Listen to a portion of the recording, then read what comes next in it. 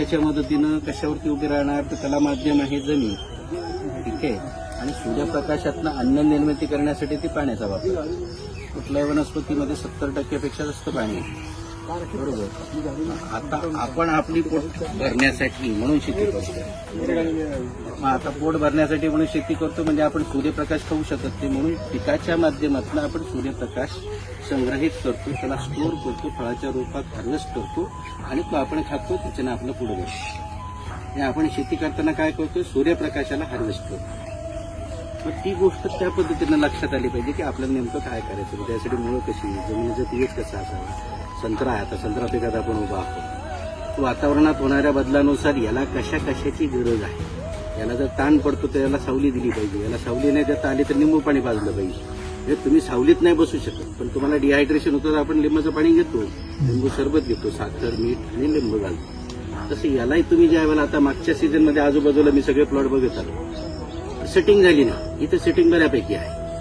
ही खूप मनासारखी आहे, समाधानकारक आहे असं म्हणणार नाही, पण इतरांपेक्षा खूप चांगली. त्याचा अनुभव हे सांगू शकतील, कारण ही शेतीचे मालक आहे. त्याच्या अगोदर त्यांनी शेती केली, इथं संत्रा केलेला आहे. मी आज पहिल्यांदा माझ्या डोळ्यानं हे झाड पाहतोय. आतापर्यंत मी फोटोत बघितलं आणि सॅटेलाइटनं बघून मी याच्यावरती काम केलं. तर काम करण्याची पद्धत, याच्यामध्ये आधुनिक तंत्रज्ञानाची गरज का पडली, महत्वाचा मुद्दा असा आहे की शेती करत असताना जे गणन लागतं की मी पाणी किती दिलं पाहिजे, केव्हा दिलं पाहिजे, कसं दिलं पाहिजे, महत्वाचा मुद्दा. मी बहार पकडला, वातावरणातला बदल काय काय होतो, त्याचा माझ्या झाडावर परिणाम काय. मी फ्लावरिंग स्टेजला आहे, टेम्परेचर अचानक वाढलंय, कमी झालंय, यामध्ये बायोटिक स्ट्रेस येते. ती बायोटिक स्ट्रेस आली तर ती गळून जाते. किंवा मी फ्लावरिंग स्टेजला आहे, अचानक टेम्परेचर वाढलं, कमी झालं तर माझी बागेतली मधमाशी कमी होणार, आणि माझी मधमाशी कमी झाली म्हणजे माझं पोलिनेशन कमी होणार, माझं पोलिनेशन कमी झालं तर माझी सेटिंग कमी होणार. हे नैसर्गिक प्रोसेस आहे. ऊन वाढलं की मधमाशी सावलीकडे जाते. बरं, मधमाशी मला पाहिजे नाही, त्यांना हा प्रयोग करायला लावला तर त्यांचा अनुभव आहे. तर मधमाशी मला प्लॉटमध्ये पाहिजे. तिला मी घरी पाहुणे म्हणून बोलवले. आता तुम्ही सगळे आला आहात, पाहुणे म्हणून आपण आलो, तर याला पाणी देणं गरजेचं आहे. जेवण नाही देता आलं तर नाश्ता देणं गरजेचं आहे. ठीक आहे. त्याला बसायला जागा असावी. मग आता ही जी मधमाशी आहे, तर तुमचं काम करण्यासाठी पाहुणे बोलवलं, तुम्ही माणसं बोलवली, त्याला पाणी असावं. आपल्या शेतामध्ये आपल्याला जागोजागी मटके, माठ छोटे, किंवा आपण म्हणून एखाद्या ठिकाणी कॉक लीक करायचा, त्याला वरनं गोंडपाट लावायचं, म्हणजे तिथे पाणी राहतं. त्या मधमाशींना दुसरं काही अपेक्षित नसतं, 2 गोष्टी अपेक्षित असतात. त्या ज्या वेळेला तुमचं काम करतात त्यावेळेला त्यांना तुम्ही मारू नका. त्यांना मारू नका म्हणजे काय, कुठलाही केमिकलचं, कीटकनाशकाची फवारणी घ्यायची नाही, बुरशीनाशकाची फवारणी घ्यायची नाही, म्हणजे त्यांना मारायचं नाही. दुसरी गोष्ट, त्यांना जेवायला तुम्ही दिलंय, प्यायला पाणी द्या. उलन त्याच्यामध्ये मिळतं, नेक्टर त्याच्यामधलं मिळतं, त्यांचं जेवण तिथं आलं, पाणी पाहिजे. तर पाणी त्यासाठी म्हणून आपलं पाहिजे, म्हणून पाणी असलं पाहिजे. दुसरी गोष्ट, त्यांना बोलवायचं म्हणजे आमंत्रण द्यावं लागेल. आमंत्रणासाठी त्यांना इथं कळवा की माझ्या इथं फुलं आहेत, मग त्याला काहीतरी फवारणी करावी लागते, एखादं गंध सोडावं लागतं. तो गंधाच्या आकर्षणाने ती इथे येतात. एकदा आलेत की मग त्यांचं काम त्यांना माहिती आहे, ते तुम्हाला सांगावं लागत नाही. मग शास्त्र काय आहे, फवारणी केली म्हणजे सेटिंग होते का, फवारणी पोलिनेशन करते का. पण आपल्याला आत्ता मार्केटवाले काय सांगतात, हे फवारा सेटिंग होऊन जाईल. बरोबर, पोलिनेशन करणार आहे का ते. पण मी काय केलं, आम्ही काय करतो आहोत, आम्ही करतो उपग्रहाच्या माध्यमातून स्टेज बघितली. ती स्टेज आहे, फ्लावरिंग स्टेज आहे, याच्यात किती ताण आहे, किती फळं ही घेऊ शकतं, किती फुलं आहेत, फुलं कशी काढायची, याच्यासाठी शास्त्र आहे. पण तिथून पुढं तुम्हाला निसर्गाची मदत लागते. आणि ती मदत म्हणजे काय, मधमाशीच्या स्वरूपात मला पाहिजे नाही. मग मधमाशीच्या स्वरूपात आम्ही त्या दरम्यान एकही फवारणी काढली नाही. आम्ही फक्त गुळ, ताक याची फवारणी काढली. बरोबर, त्याच्यानं मधमाशी आली. मधमाशी एवढी चांगली आली की घोंगा नव्हतं म्हणे इथं. काय या अगोदर काका एवढी मधमाशी आपल्या बागेत होती का, काय केलं, आमंत्रण दिले, आलेत ते बिचारे, त्यांचं काय माठ बांधलेले आहेत. ठीक आहे. तर ही गोष्ट आपल्याला करायला, हे निसर्ग, हे शास्त्र आहे. आपण संत्रा करतो एवढ्या वर्षापासून करतो, बरं पोलिनेशनला मधमाशी लागते, हे तर कंपल्सरी आहे. पण मग आपला त्याच दरम्यान मध्ये मग आपल्या 2 फवारण्या येतात. एक मावा लागतो एक ट्रिप्स लागते, आपलं शास्त्र लिहून दिलेलं आहे कागदावर. फवारणी करायची, त्या दरम्यान बरोबर आपण फवारणी करतो. मधमाशी एखादी मेली, शास्त्र सांगतो, एक सायकोलॉजी आहे मधमाशीची. ज्या दिवशी मधमाशी तुमच्या प्लॉटमध्ये एक मेली, तिथून पुढचे 15 दिवस तुम्ही काही करा, तुमच्याकडे मधमाशी येणार नाही, येणारच नाही. नियम आहे निसर्गाचा. एक मारली तुम्ही की परत 15 दिवस येणार नाही. मग ते शास्त्र तुम्हाला पाळावं लागेल, कारण तिची तर गरज आहे. तुम्ही तर हाताने पॉलिनेशन करू शकणार नाही. मग हे कोण बदलायचं? शेड्यूल दिलेलं आहे बाबा, हे कीटकनाशकाची फवारणी लागते. आता मावा येतोच. मावा काय येतो तर नायट्रोजन जास्त दिलं जातं. युरियावरती फार प्रेम आहे आपलं. ते प्रेम आपल्याला सगळीकडे नेते. हे सगळे हॉस्पिटलपर्यंत तेच नेते कॅन्सरच्या स्वरूपामध्ये. दुसरं कोणी नेत नाही. कुठल्याही कीटकनाशकानं तुम्हाला कॅन्सर होत नाही. तुम्हाला नायट्रोजनच्या एक्सेस कंझम्पशनमुळे तुम्हाला कॅन्सर होतं. कारण नायट्रोजनचं काम एक्सेस ग्रोथ देणं. कॅन्सरचं मूळ स्वरूप काय? तुमच्या शरीरापेक्षा आधी ऍडिशनल ग्रोथ तुमच्या शरीरात काहीतरी झाली. एखादी पेशी ही एवढीशी व्हायची होती, म्हणजे 1 mm ची व्हायची होती, ती 10 mm ची झाली, म्हणजे गाठ झाली. ठीक आहे. तर ही गोष्ट तिथं होती. मग रोग कुठलाही केव्हा येतो तर इथं आता या पावसाळ्याच्या परिस्थितीमध्ये हे झाड किती हलवा, एकही फळ खाली पडणार नाही. आम्ही इथं नायट्रोजनचा वापर अतिशय कमी केला. युरिया किती टाकला त्यांनाच विचारा, मी सांगत नाही. मी माझ्या तोंडून सांगण्यापेक्षा त्यांचा जो दिला आहे, काय घातला काय नाही घातला, सगळ्या गोष्टी इथं आहेत, डोळ्यासमोरची गोष्ट आहे. फळाची साईज बघा, मी आतापर्यंत जिथं आलो त्याच्यापेक्षाही साधारण 1.5 मोठं फळ आहे आजच्या स्टेजला. म्हणजे इतर जे एकाच बहारातली आहेत त्यांची साईज आणि याची साईज मध्ये 1.5 पटीचा फरक आहे. ठीक आहे. पाणी व्यवस्थापन तुम्ही पाहताच आहात, पाण्याचं व्यवस्थापन 2 पद्धत. मग शास्त्राची गरज किंवा एआयची गरज का आली तर हे गणन करण्यासाठी, किंवा ही स्टेज आता आहे, इथून पुढे सेटिंग होणार आहे, या गोष्टीचा परफेक्ट अंदाज देण्यासाठी. म्हणून आपल्याला एआय टेक्नॉलॉजी म्हणजे त्याच्यावरती असणारा कंटिन्युअस वॉच. मला पाहणी पाहिजे याला. मी रोज प्रत्येक झाडाजवळ जाऊ शकत नाही, पण मी सकाळची 15 मिनिटं काढू शकतो ना. मग आता हे जे रोज झाडाजवळ जर मी जाईन तर माझं पीक 100% असंच येणार आहे. त्याला तुम्हाला माझी गरज नाही. तुम्ही जर रोज प्रत्येक झाडाजवळ जाणार असाल, तर झाड तुमच्याशी बोलत असेल, तर 100% तुमचं पीक सुद्धा याच पद्धतीने तुम्हाला येईल. जर तुम्हाला ते शेती समजत असेल तर. 2 गोष्टी महत्वाच्या. शेती समजली, तुम्ही झाडापर्यंत नाही पोहोचलात तरी देखील हे होत नाही काय. आणि शेती नाही समजली, तुम्ही प्रत्येक झाडाजवळ जरी पोहोचलात तरी हे होत नाही. 2 गोष्टी गरजेच्या आहेत. व्यवसाय म्हणून याला घेतला पाहिजे. तर मग यासाठी काय केलं की आपल्याजवळ वेळ कमी, पण आपल्याला ते काम करायचं. म्हणून मग उपग्रहाची मदत घेतली गेली की जेणेकरून 15 मिनिटांमध्ये तुम्ही एक 5-6 त्याच्या हे आहेत, इन्साइट्स आहेत, किंवा आपण म्हणत मॅप्स आहेत, हे 5 मॅप बघितले म्हणजे काय, NDVI एक बघायचं होतं, नॉर्मलाइज डिफरन्स व्हिजिटिव्हिटी इंडेक्स नावाचा एक ग्राफ आहे. यातनं झाडाची ओव्हरऑल ताकद काय चालली हे ते सांगतं. म्हणजे थोडक्यात आपल्या साध्या भाषेमध्ये तुम्हाला एक्सरे समजतो. झाडात ताकद, रक्त चाललंय, वाढ होते, बायोमास वाढतंय, पानं चांगली आहेत, पानं रुंद होत आहेत, नाही होत आहेत, काय होतं त्याची ताकद समजते. दुसरा बघायचा असतो EVI मधनं इनहान्स व्हिजिटेटिव्ह इंडेक्स येतो. त्यातनं कुठल्या ठिकाणी तुमच्या शेतामध्ये, आता हा 8 एकराचा प्लॉट आहे, याच्यामध्ये कुठल्या ठिकाणी रोग येऊ शकतो त्याचे एक्झॅक्ट पिनपॉईंट लोकेशन ते सांगतं. नुकसान कशानं होतं? 2 गोष्टीनं होतं. एक रोगामुळे होतो आणि असंतुलित पाण्याचा वापर, किंवा त्या झाडाची हेल्थ नसेल व्यवस्थित, त्याच्यावरती तणाव असेल तर नुकसान होतं. म्हणजे माल पकडत नाही. नुकसान म्हणजे माल पकडत नाही. मग आता दुसरी गोष्ट येते ती म्हणजे तुमची EVIची येते. त्यातनं रोग आपल्याला समजतो. तिसरी गोष्ट आपण बघायची की बाबा याला पाणी व्यवस्थित जात आहे का नाही. महत्वाची गोष्ट, पाण्याचा रोल महत्वाचा आहे. त्यासाठी MDWI वॉटर वॉच मॅप म्हणतात, किंवा इनहान्स वॉटर वॉच मॅप. हा तुम्हाला सांगतो तुमच्या शेतीमध्ये तुम्ही एकसारखंच पाणी दिलंय, माती बदलते, मातीची पाणी धारण क्षमता सुद्धा बदलत असते. मग काही ठिकाणी आपण साधी शेती ज्या वेळेला करतो, किंवा सोयाबीन लावला, बाजरी लावली, ज्वारी लावली, तर काही ठिकाणी शेतातला भाग वर वाढलेला दिसतो, काही ठिकाणी खाली राहतो, काही ठिकाणी मध्यम राहतो. हे बदल काय होतात? त्याला पाणी एकसारखं तुम्ही देतात, खते एकसारखी दिलेली होती, बी एकाच रूपाचं आहे, एकाच दिवशी दिलेलं आहे, तरी त्याच्यामध्ये वाढ कमी जास्त आहे. म्हणजे काय, त्या जमिनीची पाणी धारण क्षमता आणि त्याचा पोत वेगवेगळा आहे. तो कसा समजेल? डोळ्यानं बघून समजतो का? नाही. पण मग याला समजण्यासाठी म्हणून आपण इनहान्स वॉटर वॉच मॅप किंवा वॉटर वॉच मॅप दिला. त्याच्यातनं तुम्हाला पाणी कुठं जास्त होतंय, कुठं कमी पडतंय याचा अंदाज येतो. त्यानुसार आपलं पाण्याचं नियोजन. किंवा कमी जास्त होत नसेल तर किती पाणी आहे आणि केव्हा द्यायचं हे तिथं समजते. त्यानंतर झाड अन्न खातंय की नाही. झाड अन्न खाण्यासाठी जसं आम्ही म्हणतोय की त्याला याला soil and water Uptake map आहे, त्यानं दाखवला असेल गौरवनं, नाही दाखवला किंवा उद्या दाखवू आम्ही तुम्हाला.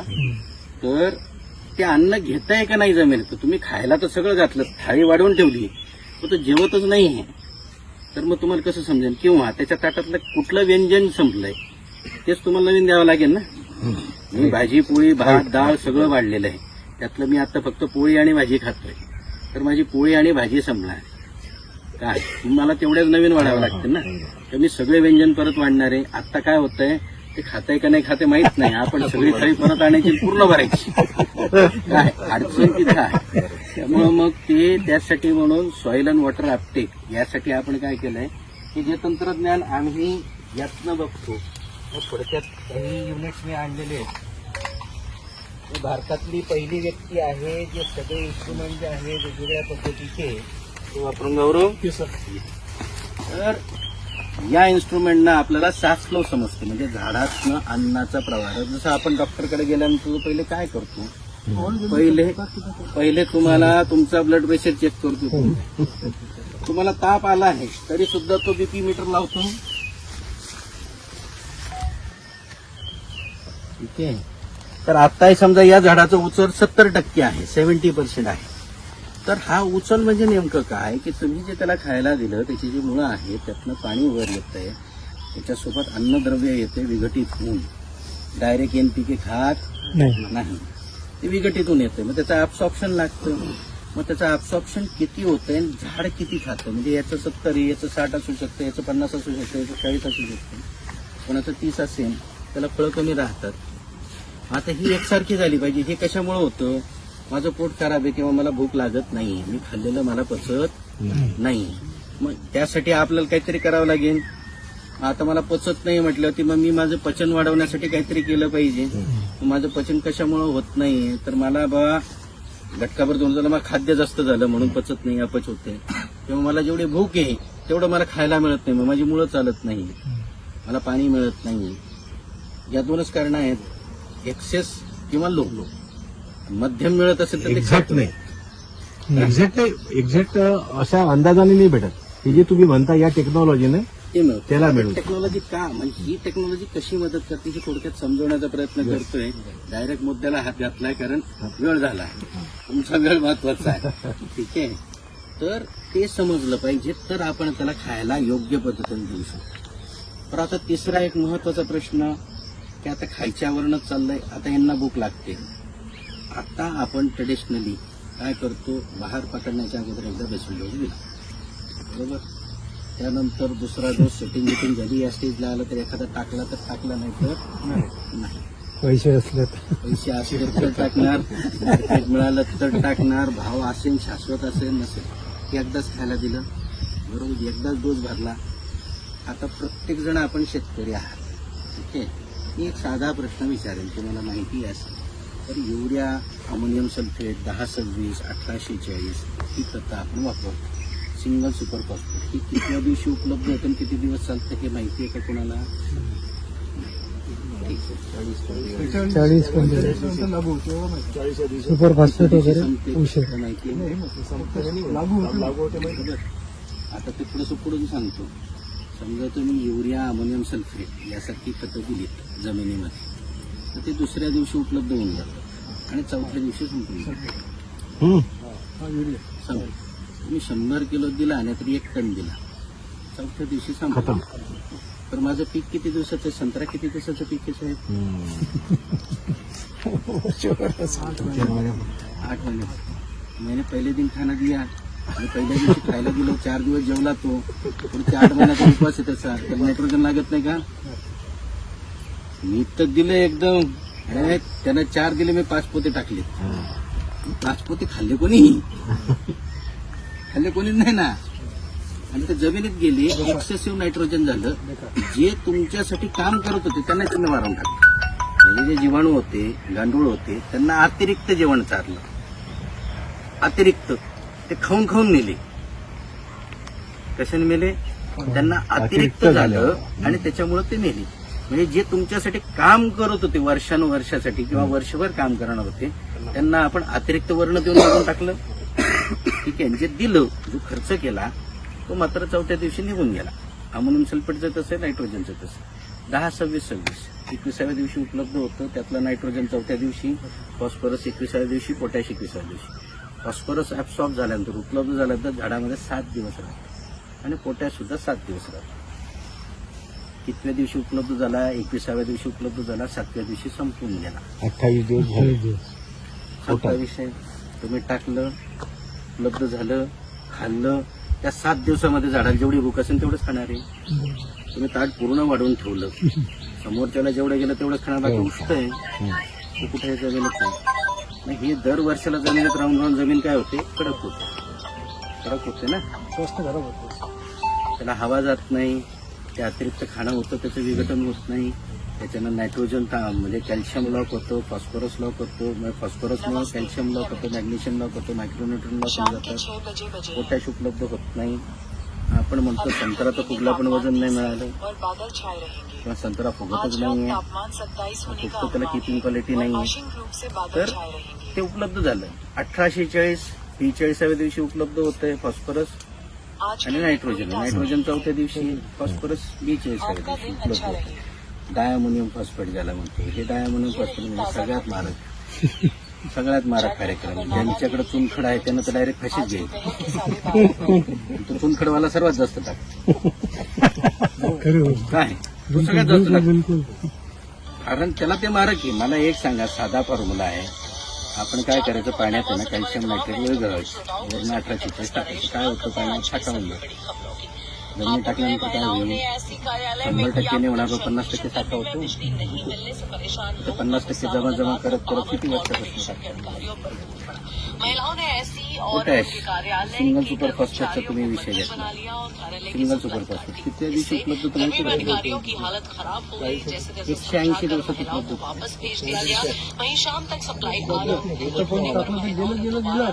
180 दिवशी उपलब्ध होणार.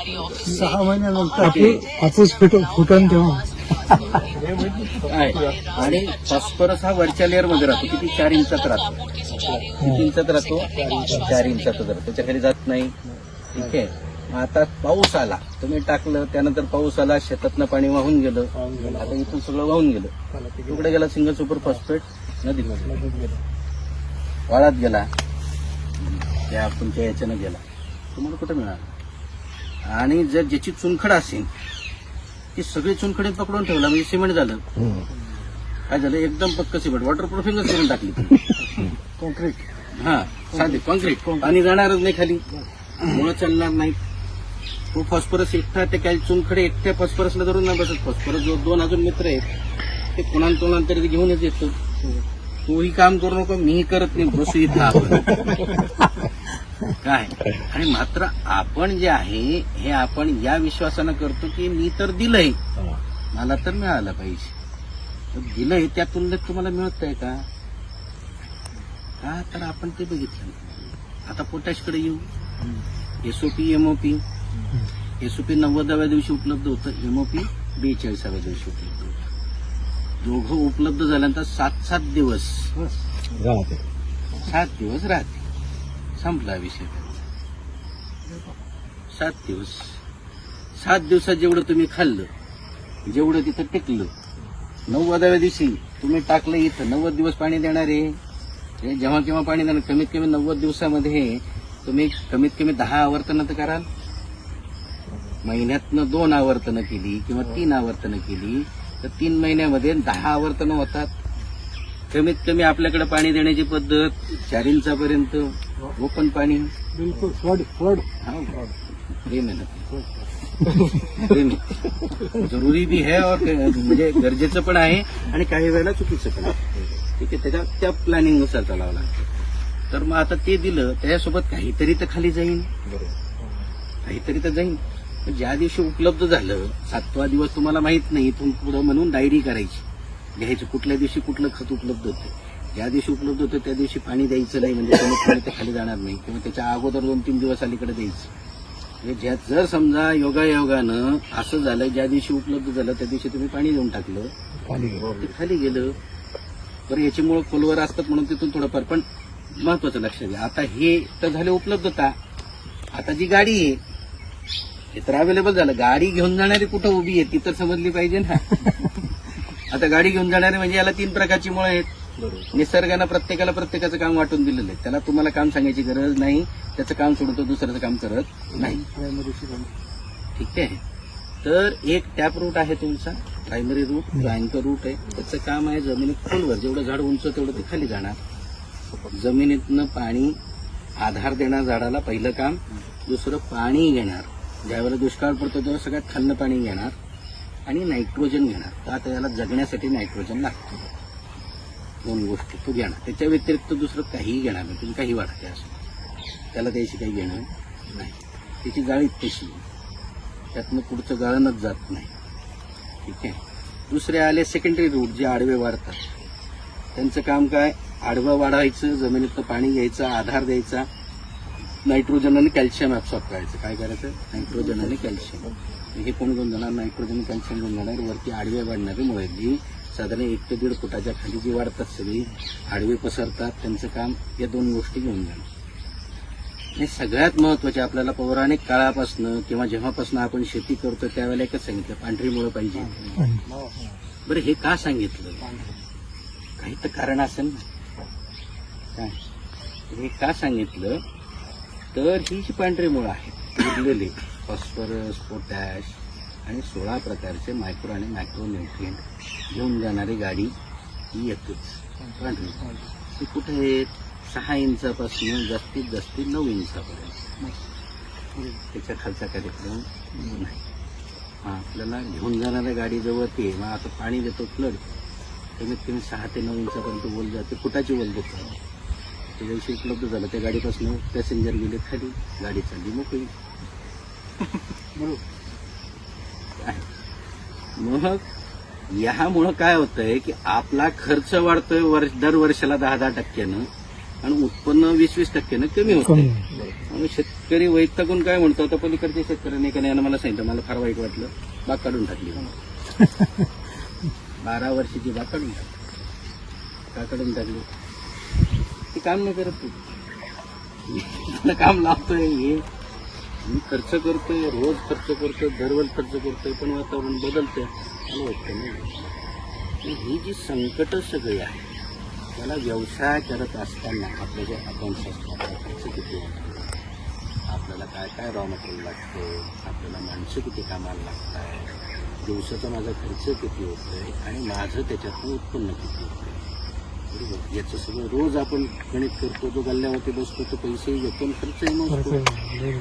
जी गोष्ट नुकसानात जात असेल तो व्यवसाय आपण काय करतो, खर्च कमी करतो, बंद नाही करत. पोट ज्याच्यावरती चालतोय तो बंद करणार आहे का, बंद करणारा एकच व्यक्ती ज्याचा जो भरपूर व्यवसाय आहे आणि त्याला पैशाची गरज नाही, तो बंद करतो. अन्य आहे तुमचं त्या गोष्टीला. भरपूर व्यवसाय त्या कोणी नाही करत सर, बंद तोच करतो. रिटायर झाल्यानंतर जास्तीचे उद्योग करायला लागला का तो जास्तीचे उद्योग बंदच करून देतो. शेतीतला आता स्वतः शेती न करता जो भाडे तत्वावर देतो, म्हणजे त्यानं व्यवसाय बंद करायचा नाही. म्हणून मी सांगून आलो, आता 90% असंच चालू. बरोबर आहे. पण मग याला थोडंसं करायचं असेल तर त्याचा सगळा जो ताळेबंद आहे तो या तंत्रज्ञानाच्या माध्यमातून येतो. यातनं आपल्याला सगळ्या गोष्टी, पाणी कधी द्यायचं, खतं कशी द्यायचं, पण या खताच्या गोष्टीला पुढे जातो. त्यामुळे मग बेसल डोस देणं योग्य का अयोग्य याचा निर्णय तुम्ही घ्यायचा. ठीक आहे.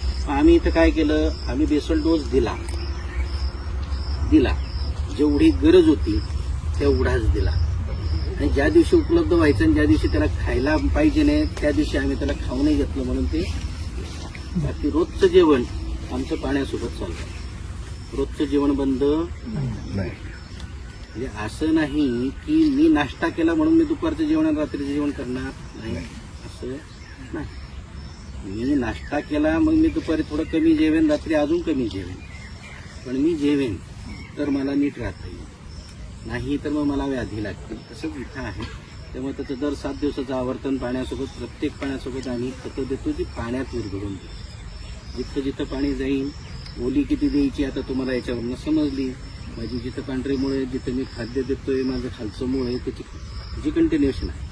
60% पाणी, 40% हवा, या हिशोबात आपण चालायचं. कमी रासायनिक डोसवरनं गेल्यामुळं आणि नायट्रोजनचा कमी वापर किंवा जेवढी खतं दिली ती सगळी उपलब्ध झाली पाहिजेत म्हणून जीवाणूंचा वापर, बायोलॉजिकल फर्टिलायझर ज्याला आपण म्हणतो, जमिनीतले जे जीवाणू आहेत त्यांचा वाढ करणं, सगळे एकत्र द्यावे लागतील ना. मग तुमची रासायनिक सुपीकता, जैविक सुपीकता आणि भौतिक सुपीकता तिघही गोष्टी तुम्हाला माफ कराव्या लागतील जमिनीच्या, तर आपल्याला त्यातनं काहीतरी येईल. मग त्या तिघही गोष्टी मॅप करायच्या. किती उपलब्ध आहे हे याच्यातनं दिसतं. कुठं नायट्रोजन कमी, कुठं फॉस्फरस कमी, कुठं पोटॅश कमी, या गोष्टी त्याच्यात दिसतात. तेवढ्या ठिकाणी तेवढ्या भरायच्या आणि ठिबकनं सगळं रोजचं जे जेवण आहे, डाळ भाजी म्हणजे भाजी भात पोळी म्हणजे जे काय आपण खातो, वरण चौरस आहार, भात डाळ, भाजी पोळी चौरस आहार, चटणी सलाड सगळं. सगळं आलं, ताक सगळं आलं त्यात. सगळं आलं. हं. हे रोज खातोय सकाळ संध्याकाळ. तसं त्या पद्धतीने हे सगळं असं एकत्रित मायक्रोन्युट्रिएंट पासून एनपीके पासून सगळं एकत्रित टँक बनवलेले आहे. सोपं केलंय, रोजचं काम ठेवलं नाही. एकदाच 2 महिन्याची टँक तयार करायची, एकदाच अर्धा तास मालकाने घालवायचं. मालकाजवळ वेळ कमी, त्यांची काळजी घेतली आम्ही कशी. 15 मिनिटं मोबाईल, आवडती बायको किंवा प्रियसी आहे, कुठेही गेली जिथं बायको येत नाही तिथं ती येत, जिथं नाक जातंय तिथं तो मोबाईल येतोय. आजची परिस्थिती अशी, कोणी असो, ठीक आहे, त्यात काही कोणी अपवाद नाही, तो विषय आहे. तर मग त्याला बघायचंय, म्हणजे आवडती गोष्ट बघायची.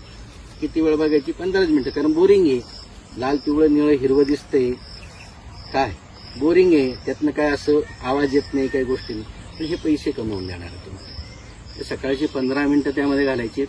5 प्रकारचे मॅप इनिशियली बघा, नंतर हळूहळू सांगेन 30 प्रकारचे आहेत. ज्याला फार गर्भात जायचं आहे, त्याला सगळं ऑप्टिमाइज करून पाहिजे नाही, तर त्याला ते 30 प्रकारचे. पण तुम्हाला सुरुवातीला बघायचा असेल रोजचा जो तुमच्या फायद्याचा कार्यक्रम, 5 बघायची. किती बघा? 5 बघायचे. रोज 15 मिनिटं लागतात. 15 मिनिटं म्हणजे 9 ते 10 मिनिटं मॅप बघायला, 3 मिनिटं काही समजलं नाही तर ते विचारायला फोनवर, आणि 2 मिनिटं कामं सांगायला.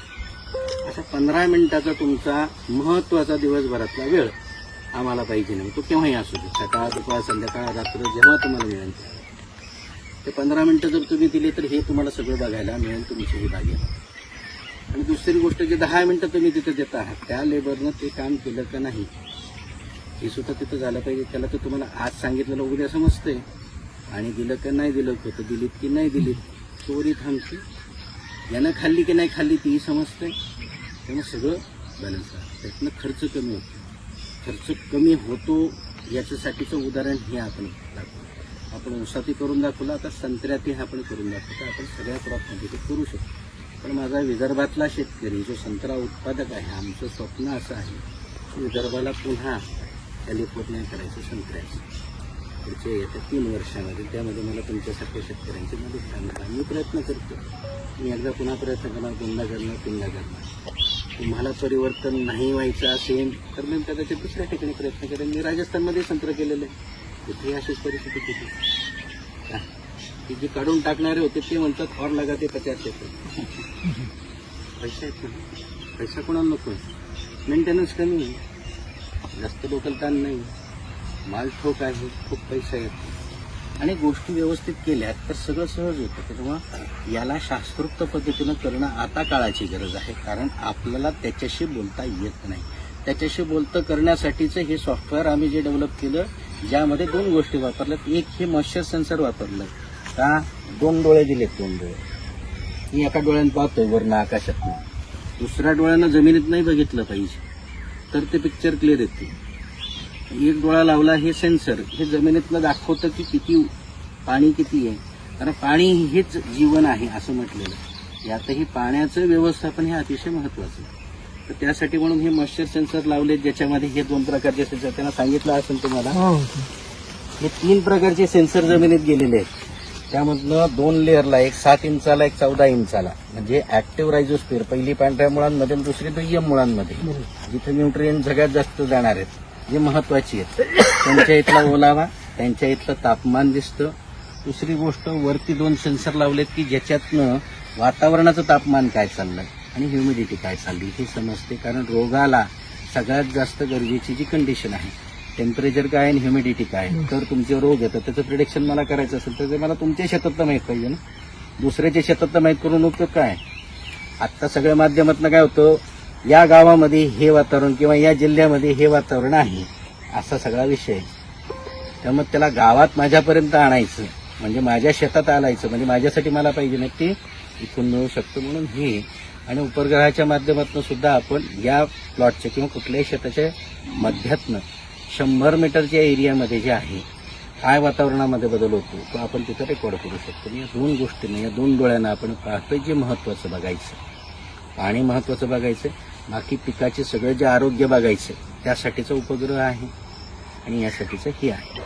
तर यातनं नियोजन करायचं, जेव्हा भूक आहे तेव्हा खाद्य, जेव्हा पाण्याची गरज आहे तेव्हा पाणी, मुळं चालतायत का नाही चालतायत हे बघणं, मुळं कशी चालतात तेही याच्यातनं दिसतं. म्हणजे मुळांची कार्यक्षमता किती हे लक्षात येतं, अन्न घेतात तेही लक्षात येतं, वाढ होते ही याच्यातनं समजतं. या प्लॅटफॉर्ममधनं किंवा या उपग्रह तंत्रज्ञानातनं आपल्याला सगळी माहिती मिळते आणि जी गरजेची ती सगळी माहिती मिळते आणि त्यानुसार जर आपण कार्य केलं आपल्याला शेती समजते, माझ्यापेक्षा जास्त समजते.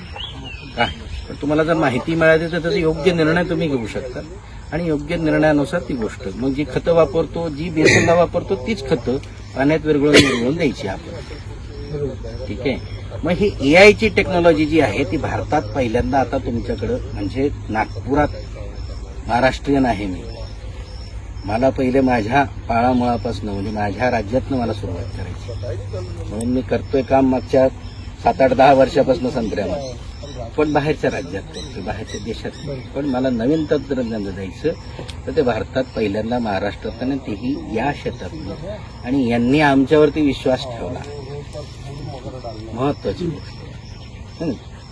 त्याला समजलं पण त्याचंही ऐकणारा पाहिजे ना. यांच्या पुढे याचं चालणार आहे का? बाप आहे. हा, विश्वास यांचा आहे, याचं काम आहे. आता तरुण यांना दुनिया बघितली नाही, यांनी बघितली, यांनी विश्वास ठेवला. संधी देणं गरजेचं असतं, त्यामुळे त्यांनी संधी दिली आणि त्या संधीचा पुरेपूर वापर केला. बदल जो होतोय तो बघितला. आणि याला म्हणतात भविष्याचा वेध घेणारी व्यक्ती. परिस्थितीनुसार बदल करता आला पाहिजे. त्याला ज्याला बदल करता आला नाही, म्हणजे पहिले आपण बैलगाडीनं चालायचो, आता आपण गाडीनं चालतो. परिस्थितीनुसार बदल केला ना. बैलगाडीला समजा एखादा पकडून राहिला असेल तर त्याची प्रगती होईल का? आता शेतीत काय आम्ही एवढ्या वर्षापासून करतो, तुम्ही आता आले काय शिकवता आम्हाला? तुम्हाला काय माहिती संत्रा कुठं लागते, कशी लागते? तर आता तंत्रज्ञानाला सगळं माहिती आणि त्याच्या माध्यमातून आपण सगळी संग्रहित जगातली माहिती जी आहे ते तुमच्यापर्यंत अतिशय सोप्या पद्धतीनं रंगाच्या स्वरूपामध्ये, म्हणजे समजा ऍप्लिकेशन तुम्हाला दाखवायचं झालं तर 4 रंग तुम्हाला, 5 रंगाची तुम्हाला ओळख असली पाहिजे. हिरवा रंग प्रत्येकाला ओळखता येतो, बरोबर? हिरवा रंग प्रत्येकाला ओळखता येतो. हिरवा, पिवळा, केसरी, लाल हे 4 रंग तुम्हाला दाखवतात की तुमच्या पिकाची आरोग्य कसं आहे. जसं आता डार्क हिरवा रंग आहे म्हणजे तुमचं आरोग्य झाडांचं चांगलं आहे. जिथं हलका हिरवा रंग आहे त्या ठिकाणी आरोग्य जरा कमी झालंय आणि जिथं लाल असणार आहे त्या ठिकाणी तो बदलतो. मग आता हा इंडिविया दाखवतो की तुमच्या झाडांमध्ये ताकद कशी आहे, कुठं आहे, कुठनं कमी पडते, या कोपऱ्यात कमी पडते. ठीक आहे. आता रोग बघायचे झाले मला. रोगामध्ये मी काय करेन, उद्याच्या लेक्चरमध्ये तर दाखवणारच आहे, सगळं लाईव्ह तुम्हाला मोठे दाखवेन.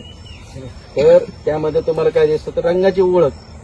तर आता बघा याच्यामध्ये रोग कुठे येणार आहे, ते इथून येणार आहे जिथं केसरी रंग किंवा हलका पिवळा रंग येतो, म्हणजे कमजोर, जिथं कमजोर आहे तिथूनच रोग येते. घरात जो त्याची रोगप्रतिकारक क्षमता कमी असेल त्यालाच पहिले रोग येतो. रोगप्रतिकारक क्षमता कमी का होते, त्याला खाल्लेलं पचत नाही. साधारण गणित आहे ना, त्याला खाल्लेलं पचत नाही, तोच कमजोर राहते. ती गोष्ट त्या पद्धतीने दिसते. आणि पाणी बघायचं असेल तर त्याला निळा रंग दिलेला आहे. म्हणजे तुम्हाला हे ज्या व्यक्तीला हे 4 आणि 5वा रंग म्हणजे पाण्याचा, तुम्हाला आता पाण्याचा एक दाखवतो कसं होईल.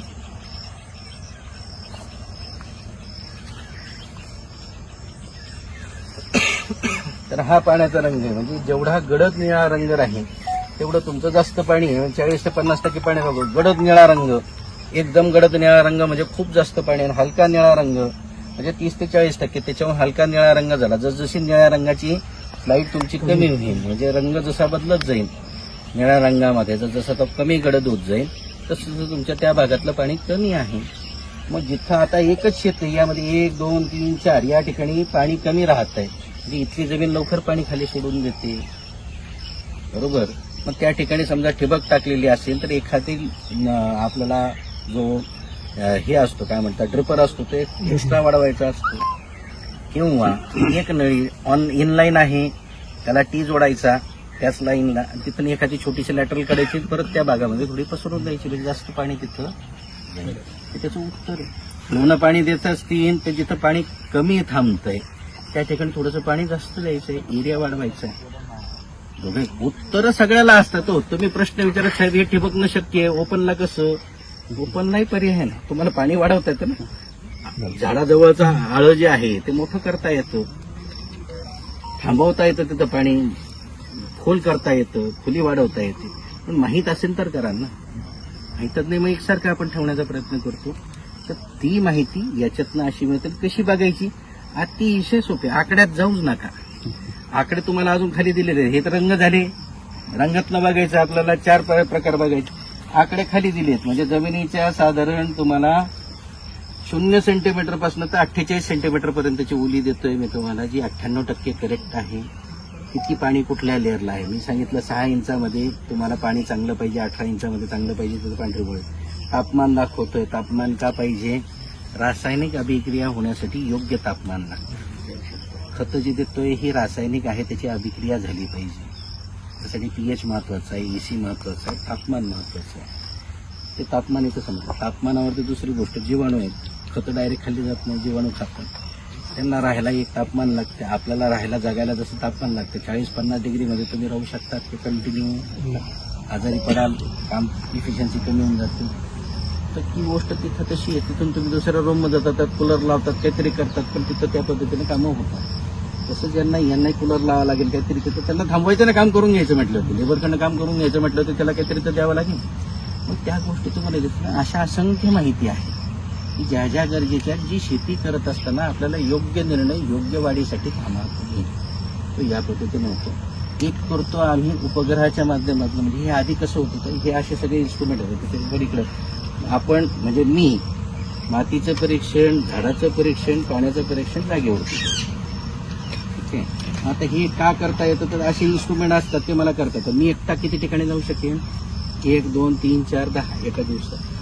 पण उपग्रह एका सेकंदामध्ये हजारो शेतकऱ्यांना पकडू शकतो, किंवा एका मिनिटामध्ये हजारो शेतकऱ्यांना पकडू शकतो. आणि त्या 1000 शेतकऱ्यांचा डेटा त्यांच्याजवळ त्याच पद्धतीने जातो. तर हे सगळे इन्स्ट्रुमेंटचे जे सेन्सर्स आहेत, त्याला सेन्सर आहेत.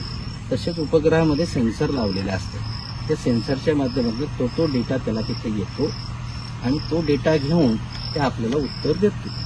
ते काय त्याच्या मनानं जोडून देत नाही. बरोबर. काय सेन्सरचा डेटा आहे, जो सायंटिफिक डेटा.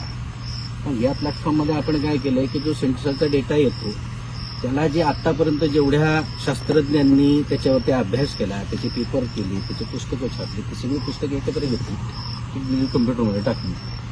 इकडनं डेटा आला, माझं पीक आहे, अवस्था ही आहे, त्याला काय पाहिजे नाही, काय नाही पाहिजे नाही, त्याची सगळी माहिती त्याने एकत्रित कम्प्युटरच्या कृत्रिम बुद्धिमत्तेनं फाइंड आउट केली, प्रोबॅबिलिटी केली, त्याच्यासमोर तुम्हाला उत्तर देऊन टाकलं. आता मोबाईलला तुम्ही म्हणता गुगल हे सांग, ते सांगतंय ना. ते सांगण्यामागोदरचं मागं त्याच्याकडे सगळा डेटा भरला तेव्हा सांगतंय, नाही तर सांगत नाही. तो डेटा तसा भरला आहे आणि हे गुगल असं तयार केलंय. म्हणजे थोडक्यात हे शेतीसाठीचं लागणारं टेलिस्कोप आहे किंवा म्हणून एक डायशनरी आहे, व्यक्ती आहे जी तुम्हाला हे सगळं सांगते. आणि ज्यातनं आपण निर्णय घ्यायचा. निर्णय तुम्हाला घ्यायचा, कृत्य तुम्हाला करायचं. तो काय तुमच्या इथे शेती करायला येणार. त्यांना सांगितलं पाणी द्या, पाणी तुम्हाला द्यायचं. आज नाही जमलं उद्या, उद्या नाही जमलं परवा, 4 दिवसानं. पण आज सांगितलं 15 दिवसांनी पाणी देईन असं जमत नाही. फक्त आज लागतंय, आज द्या, आज नाही उद्या परवा 4 दिवसांनी द्या. त्याला सोप्या पद्धतीने याचं नवीन पद्धतीने या गोष्टी केल्या. त्याचा हा पहिला डेमो प्लॉट 8 एकराचा हा आपण इथे केला. आणि याचं सुदैवानं म्हणा किंवा काय जे काय असेल, वातावरणात असा बदल झाला की आजूबाजूच्या सगळ्या प्लॉटला सेटिंग नाही झाली, याची झाली. काहीतरी वेगळं केलं असेल, त्यांनी काय वेगळं केलं म्हणजे तुम्ही म्हणा खर्च खूप केला असेल तर त्यांच्या जो खर्चाच्या सगळ्या पावत्या आहेत मी तर इथं नव्हतो 3 तासात, तुम्ही त्यांना सांगितलं, विचारलं नसेल, विचारलं तर उद्या बोल घेऊन येत. ठीक आहे. आता ती गोष्ट माल तुमच्या डोळ्यासमोर आहे, मी काही चिटकू शकत नाही. समोर साईज तुमच्या समोर आहे, हे मी केली. फवारण्या किती झाल्यात, पाणी किती वेळा दिलं, पाण्याची बचत किती झाली, खताची बचत किती झाली, किती वेळा डोस टाकले, कशी खतं देतोय, याची सगळी माहिती ते वैयक्तिक आहेत. तिथं फार उशीर आलो तुमच्या संपर्कात ते आणि त्यांनी मला आज ताग्यात बघितलं नाही, त्यांना विचारा. पहिल्यांदा आहे सर ते जे दिसत आहे ते फाटोक्टर आहे का? कुठला हा वरचा हा जो शिक्के ठिक्के दिसतो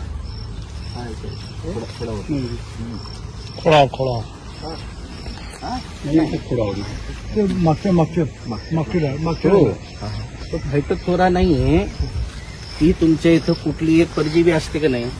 आता पाऊस पडतोय, थोडीशी परजीवी येते, आपल्या याच्यावरती बुरशी येते, या सगळ्या बुरशी चांगल्या असतात. फायटोथोरा असतो तर फायटोथोरा फ्रूटवरती येते आणि फायटोथोरा गमॉसिस तुम्ही जो म्हणतात, याच्यानं झाडं मारतायत, तो जमिनीत येतो, तो झाडावर येत नाही. आणि फायटोथोराचा असा वरती तुम्हाला डाग दिसत नाही, हे डाग दिसत नाही, ते आत्म कार्यक्रम बरं सर, सॅटेलाइट थ्रू जे आहे म्हणजे चांगली बुरशी आणि वाईट बुरशी हे दोन्ही पण बघा. रोग जे येतात ते सगळे वाईट आहेत. बरोबर. चांगली बुरशीचा आपल्याला चांगलाच आहे, त्याचा काही विषय बरोबर नाही. तुझं नाही. बुरशी कुठलीही सरफेसवरती येते, म्हणजे वरती येते ती चांगली, आणि जी आतमध्ये जाते ती वाईट. साधं गणित. बरोबर. तुमच्या सरफेसवरती आली ना ती चांगली, तुम्हाला हानी नाही करणार. ठीक आहे. बुरशीचा विषय चालला, बरोबर. बॅक्टेरियाचा ना. बरोबर बरोबर गल्लत होती, बरोबर. ज्याची वाढ तुम्हाला वरती दिसते ती चांगली. मग त्याच्यामध्ये दुसरा, आता तुम्ही म्हणाल पानाची वरती अर्ली ब्लाइट, लेट ब्लाइट ह्या वर दिसतात, पण त्याचं पाण्यात पेनिट्रेशन झालेलं असतं, त्याची वाढ वरती असते. ठीक आहे. सगळ्या कॅटेगरी त्या नजरेने चालत नाही, प्रत्येकाच्या याच्यानुसार असतं ते. मग या वाईट आहेत किंवा जे रोग येतात त्याला काहीतरी वातावरणाची परिस्थिती लागते, कंडिशन लागते, तापमान, ह्युमिडिटी, टेम्परेचर, म्हणजे तुमची ह्युमिडिटी किती, स्टेज काय आहे, उपलब्ध अन्नद्रव्य काय आहेत, त्यानुसार त्याच्यावरती रोग येत असतो. तसंच त्याचं आयडेंटिफिकेशन हे आपल्याला उपग्रहाच्या माध्यमातून होतं, वेदर स्टेशन, वेदरच्या इनपुटच्या माध्यमातून होतं, IoTतनं होतं. त्या गोष्टी तिथं करतात. त्याच्यातनं अचूक माहिती 7 दिवस अलीकडे येते. ज्या दिवशी आलेला असेल त्याचा पिन पॉईंट लोकेशन आपल्याला तिथं समजतं आणि त्यातनं ती गोष्ट तिथं घडते. तर हे होतं, हे करणं शक्य आहे. तंत्रज्ञान आता सोपं झालं. पहिले आपण व्हिडिओ कॉल करू शकू किंवा कानाला फोन लावून फोन जाईन असं वाटत होतं का नाही, तर व्हिडिओ कॉल आपण करू शकतो का असं वाटत नाही. आता एका सेकंदात व्हिडिओ कॉल होतो, कुठेही जगात होतोय. तंत्रज्ञान विकसित झालं ना, तसं तंत्रज्ञान उपग्रहामध्ये विकसित झालं, त्यामुळे ते आता करणं शक्य आहे, आधी नव्हतं. आणि ही जी कंपनी आहे ही US बेस आहे, 122 देशांमध्ये काम करते. जगातली सगळ्यात चांगली आणि नामांकित अशी कंपनी आहे. सगळ्यात हायर रिझोल्युशनला काम करते. 1 मीटर बाय 1 मीटर किंवा 3 मीटर बाय 3 मीटरचा डेटा जातो, 1 मीटर बाय 1 मीटरचा डेटा देतो. पिक्चर बघायचा, फोटो बघायचा म्हटल्यावर क्लिअरिटी असली पाहिजे. 8 मेगापिक्सलचा कॅमेरा आणि 50 मेगापिक्सलचा कॅमेरा याच्यामध्ये बदल आहे. फोटो घेतलेला त्यात 8 मेगापिक्सलमधनं दिसणारा मी आणि 50 मेगापिक्सलमधनं दिसणारा मी, खूप फरक आहे ना. तसंच फरक याच्यामध्ये. त्यामुळे वर्ण बघताना जेवढं पिक्सल व्हॅल्यू कमी असेल तेवढी ॲक्युरेसी जास्त होईल. 1 मीटरचं पिक्सल आहे किंवा 3 मीटरमध्ये हे एक झाड पूर्ण येते. 3 मीटरच्या घेऱ्यामध्ये एक झाड पूर्ण येते ना, किंवा 2 झाडं येते. तर 2 झाडं मला ऑब्झर्व दिसतात वर्ण. 2 झाडांचं जरी काही परिवर्तन झालं तर त्यामध्ये लगेच मला बदल समजणार आहे. तो समजला पाहिजे ना, तो समजतो याच्यातनं, म्हणून ते शक्य आहे. ठीक आहे, गोष्टी आहेत. बरं, योगायोगानं 2-3 प्रश्न. एक प्रश्न असा आहे की हे सेन्सर आपण इथे लावलं, हे पूर्ण 1 हेक्टर 2 एकर कव्हर करतं. 1 हेक्टर कव्हर कर, 1 हेक्टर 2.5 एकर कव्हर कर. योगायोगानं दुसरं आपण जे लोकेशन जो दिसतं आपल्याला पाणी कमी आहे, हा आपल्या मॅपमध्ये यांना लोकेट कसं करायचं, ते कुठे पाणी कमी आहे, काय idea? त्याच्यावरती आपण स्काउटिंग पॉईंट, त्याला तुम्हाला चित्र दिसतं, तुमच्या शेतीचा एकूण एक कोपरा तुम्हाला माहिती आहे, बरोबर. काही ग्राफ वगैरे आहे ग्राफ येतो ना तुम्हाला, तो जसा हा दाखवला डिस्टन्स मधून काय करता येतं? तुम्हाला सांगतो 2 पद्धती आहे त्याच्यात. आता हा दाखवला तुम्हाला, हा वरती ग्राफ दाखवला, इथं पाणी कमी, पॉईंट मला पॉईंट आउट करायचं. पॉईंट आउट करायचं. इथं जायचं, याला स्काउटिंग पॉईंट दिला आहे, इथं टाकला मी असा, इथं आणि याला इथं स्काउटिंग देऊन द्यायचं. इथं हे केलं जातं. ठीक आहे. हा. सॉइल मॉइश्चर रिडिंग असं टाकलं. इथं तास द्यायचा. सगळी सोय केलेली आहे. लोकेशन कळलं मला कुठे पाणी कुठे त्याच्यामध्ये हे तुम्ही टाकलं. कुठल्या दिवशी टास्क क्रिएट केला तुम्ही जाता आहात. तुम्ही माणूस असेल माणूस नोटिफिकेशन जातं याला मी सांगितलं. ठीक आहे. आणि मी हा कम्प्लीट केला. तर हा स्काउटिंग पॉईंट जो आहे तो तुम्हाला तिथं याच्यामध्ये लोकेट होतो. तो तुम्हाला जीपीएस नुसार घेऊन जातो. तुम्हाला शोधायला जायची गरज. तिसरा प्रश्न सर की हे ऑल ओव्हर महाराष्ट्र कुठेही अवेलेबल आहे. पूर्ण जगात उपलब्ध आहे. कारण मला एक डॉक्टर आहे ते त्याच्या गोंडवीरमध्ये त्यांनी फोन केला होता की या म्हणजे इन्क्वायरी केली मी आमच्याकडे ते उपलब्ध नाही. त्यांना आणतो मी असे लोकांना कुठेही बस हाती हे बघा तुम्ही नागपुरात बसलेत. तुमचा प्लॉट परतवाड्यात आहे. तुम्ही नागपुरात बसून बघू शकता. तुम्ही नागपुरातनं US ला गेले तर तुमचा परतवाड्याचा प्लॉट तुम्हाला तिथं दिसणार. किंवा तुम्ही परतवाड्यात बसले तर तुमचा प्लॉट US मध्ये तिथला प्लॉट तुम्हाला. त्यांनी जे मला उत्तर दिलं की अरे मैंने इन्क्वायरी किया वहाँ अवेलेबल नहीं है मला ऐसा होईल सकता ते आले नाही. ते त्यांना उद्या अंतिम सोबत पूर्ण जगात कुठेही अवेलेबल मॅथ मायक्रो सगळीकडे ही फॅसिलिटी तुम्हाला जगभर कुठेही कुठल्याही भाषेमध्ये लोकल लँग्वेजमध्ये येते. ठीक आहे. तर हे झालेत. अजून काही प्रश्न असतील तुमचे. योगायोगाने या कंपनीचे मालक आपल्या सोबत आहेत. राजेश योगायोगानं त्यांना घेऊन आलोय खास. कारण एका हेक्टरमध्ये एक डिव्हाइस लावला. हे एका हेक्टरला एक डिव्हाइस लावावं लागतं. ठीक आहे. एका हेक्टरला एक डिव्हाइस लावावं लागतं. सेंटरमध्ये त्याचं लोकेशन काढतो आपण. मातीच्या साठ्यानुसार कुठल्या ठिकाणी हे लावलं पाहिजे.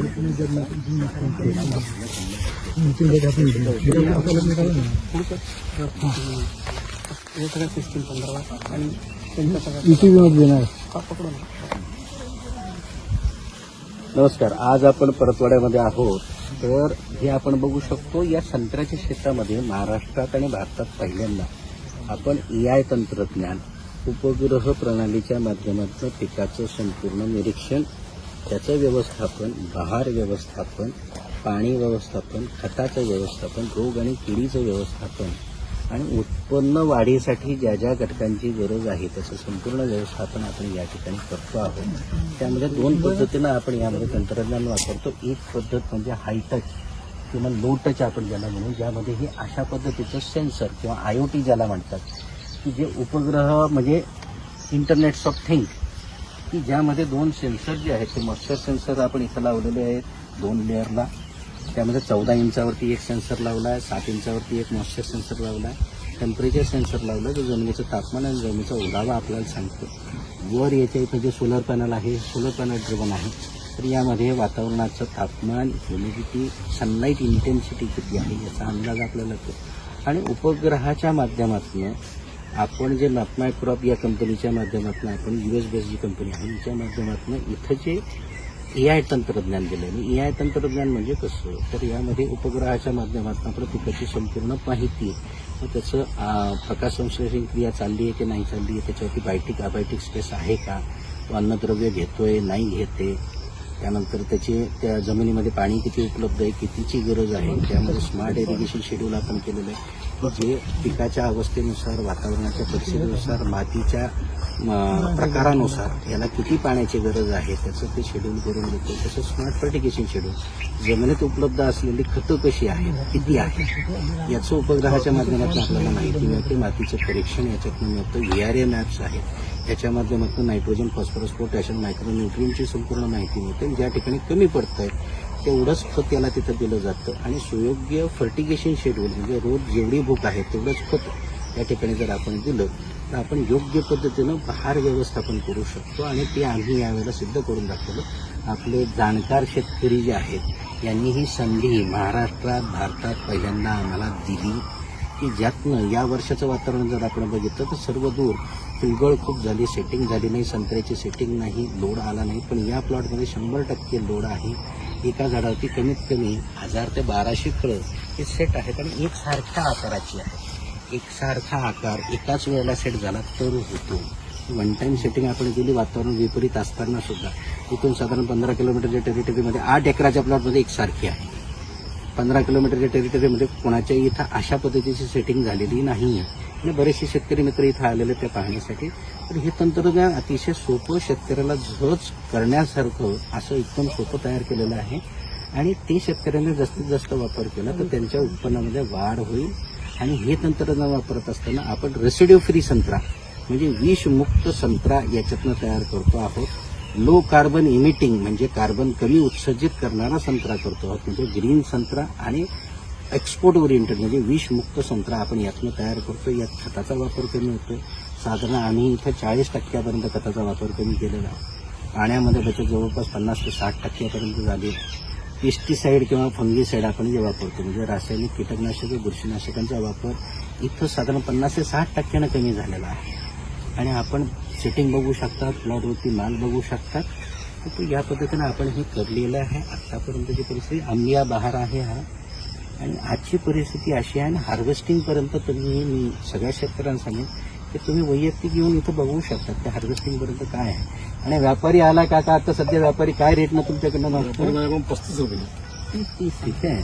तर व्यापाऱ्यांना आता म्हणजे कमीत कमी 8वी फेरी आहे त्याची. त्यानं 20 रुपयापासून 15 रुपयापासून सुरुवात केली होती. तिथनं 35 पर्यंत आला. अजूनही आम्ही नाही म्हणतो तो पुढच्या आठवड्यात बहुतेक 40 पर्यंत पोहोचेल. साधारण काकांच्या म्हणण्यानुसार त्यांच्याजवळ 1200 झाडं आहेत. एका झाडावरती 1000 फळ म्हणजे साधारण 12 लाख फळं त्यांच्याजवळ आहेत असं त्यांचा अंदाज आहे. तेवढं उत्पन्न त्यांना मिळेल. तर असा आपण प्रयत्न हा पहिला केला. त्यांनी विजनरी म्हणून त्यावरती दाखवला. तोच आपण विदर्भात दाखवतोय की जे विदर्भाचं उत्पन्न कमी होत आहे. आणि विदर्भाचा जो कॅलिफोर्निया होता तो परत आता दुष्काळात गेलेला तो पुन्हा कॅलिफोर्निया जाण्याचा प्रयत्न आमचा चालला आहे. त्यामुळे आधुनिक तंत्रज्ञानाचा वापर करा. त्याच्यासाठी आमची साथ ही नेहमी शेतकऱ्यांसोबत असणार आहे. मी डॉक्टर भूषण गोसावी, राहणार मोर्चा नाशिकचा आहे. मी सुद्धा या प्लॉटमध्ये पहिल्यांदा येतो. मी सगळा फक्त त्याला सॅटेलाइटनं बघितलंय. मी डॉक्टर भूषण गोसावी, ठीक आहे. मूळचा नाशिकचा आहे, बारामतीत असतो. मागच्या 19 वर्षापासून ॲग्रिकल्चरमध्ये काम करतोय. माझी PhD झाली आहे बायोडायव्हर्सिबल क्रॉपिंग सिस्टम आणि न्यूट्रिशन या विषयात कॅलिफोर्नियात. आणि आधुनिक तंत्रज्ञान आणि त्या तंत्रज्ञानाच्या माध्यमातून ही पिकाचं उत्पन्न का वाढत नाही, कसं वाढवायचं, कशी काय वाढवायची, वातावरण जे बदलत आहे, ॲटमॉस्फिअरची कंडिशन्स ज्या बदलत आहेत त्यानुसार जे वेगवेगळे समस्या शेतकऱ्यांसमोर येतात, नवनवीन जे रोग येतात, या सर्व नवनवीन गोष्टींसाठीचं संयुक्तिक समाधान जे सहज आपल्याला करता येईल आणि आपण त्याला सहजरित्या कसं करू शकतो. आणि सध्याची जी शेती आपण करतोय त्याला आपण आधुनिक शेती म्हणतो. तर ती आधुनिक शेती नेमकी आधुनिक कशी असते हे थोडंसं शिकवण्याचं काम गेल्या 18-19 वर्षापासून भारतभर आणि भारताच्या बाहेर प्रत्येक पिकामध्ये मी करतोय. आणि त्यासोबतच आधुनिक तंत्रज्ञानामध्ये अजून एक महत्त्वाची गोष्ट अशी असते की शेतीला निरीक्षणाची फार गरज असते आणि निरीक्षणासोबत गणनाची गरज असते. म्हणजे याला जर व्यावसायिक दृष्टिकोनातनं मला करायचं आहे तर आत्तापर्यंत भारताचं शास्त्र कसं होतं, शास्त्रोक्त होतं. पण गेल्या 50 वर्षामध्ये ते शास्त्रोक्त शास्त्र सुटून त्याला वेगळं वळण म्हणजे मार्केटिंगचं वळण लागलं आहे. आणि या अगोदर म्हणजे माझे आजोबा आपल्या मातीला, आपल्या वातावरणाला, आपल्या पिकाला लक्षात घेऊन आणि मग शेती करत होते.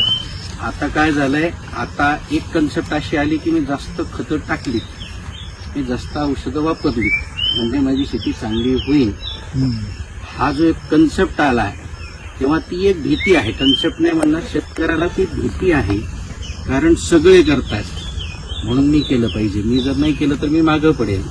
आणि मी थोडंसं जरी मागं पडताना दिसलो तर माझं उत्पन्नाचं जे साधन आहे आणि या उत्पन्नाच्या साधनासोबत मी कॉम्प्रोमाइज करतोय का, तर मला त्याचं गणन करता येत नाही. मला गणन करता येत नाही त्याकरवी मी ते टाकतोय, भीतीपोटी टाकतो. म्हणजे त्यात शेतकऱ्याची चूक होते असा विषय नाही. पण हे जे गणन करता न येणं ही जी कला होती आपल्या जवळची ती कालांतरानं हिरावली गेली आपल्याकडनं. आणि आपल्याला जे बाहेरनं आलेलं शास्त्र आहे ते सांगण्यात आलं की हे शास्त्र खरं आहे, त्याला ना बूड ना पाय. मी स्वतः सायंटिस्ट आहे तरी ती गोष्ट सांगतो की मी बाहेरनं शिकून आलो पण जी गोष्ट शिकून आलो ती कशी शिकलो तर जे आपलं पौराणिक पद्धत होती. पाच स्प्रे घेतो अच्छा अच्छा आणि त्यानंतर फ्लॉवरिंग टू फ्रूट सेटिंगसाठी हा मी जवळपास 3 ते 4 स्प्रे घेतो. अच्छा तीन आणि ते चार. त्यानंतर मग मी एक जवळपास 3 स्प्रे नंतरचे ते पण क्रॉप हार्वेस्ट होईपर्यंत अकॉर्डिंग टू मी पावसाला फर्निचर लागणार ते करावं लागेल. तर त्या नीडनुसार आपण त्या गोष्टी करतो. आतापर्यंत माझी जवळपास ह्या आंब्या बहार जवळपास 8-9 फवारणी झाले. 8-9 फॉर करतात. स्टोरेजचे 5, 3 फ्रूट सेटिंग करतो आणि 2 आता एक्स्ट्रा. मागच्या वर्षी घेतलाय ना ती याच माध्यमातून नाही माझं पहिलंच आहे. पहिला त्याचा एसपीटीचा आतापर्यंत किती आहे? माझा याचा जर आतापर्यंत खर्च काढला एका एकराचा एकराचा. 40,000 रुपये. तुझे एस्टिमेटेड कॉस्ट 50,000 रुपये. हो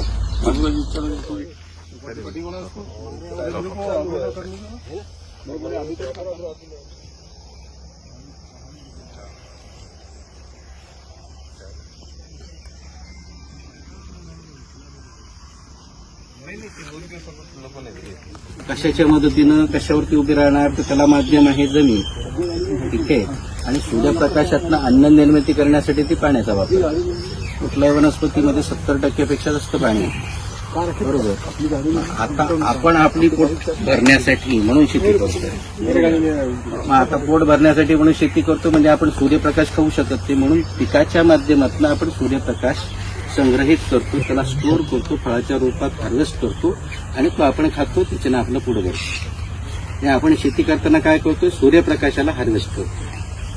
मग ती गोष्ट त्या पद्धतीनं लक्षात आली पाहिजे की आपल्याला नेमकं काय करायचं. त्यासाठी मुळं कशी, जमिनीचा पीएच कसा असावा. संत्रा आहे, आता संत्रा पिकात आपण उभा आहोत. वातावरणात होणाऱ्या बदलानुसार याला कशा कशाची गरज आहे. याला जर ताण पडतो तर याला सावली दिली पाहिजे. याला सावली नाही देता आली तर लिंबू पाणी पाजलं पाहिजे. म्हणजे तुम्ही सावलीत नाही बसू शकत, पण तुम्हाला डिहायड्रेशन होतं तर आपण लिंबाचं पाणी घेतो, लिंबू सरबत घेतो, साखर मीठ आणि लिंबू घालतो.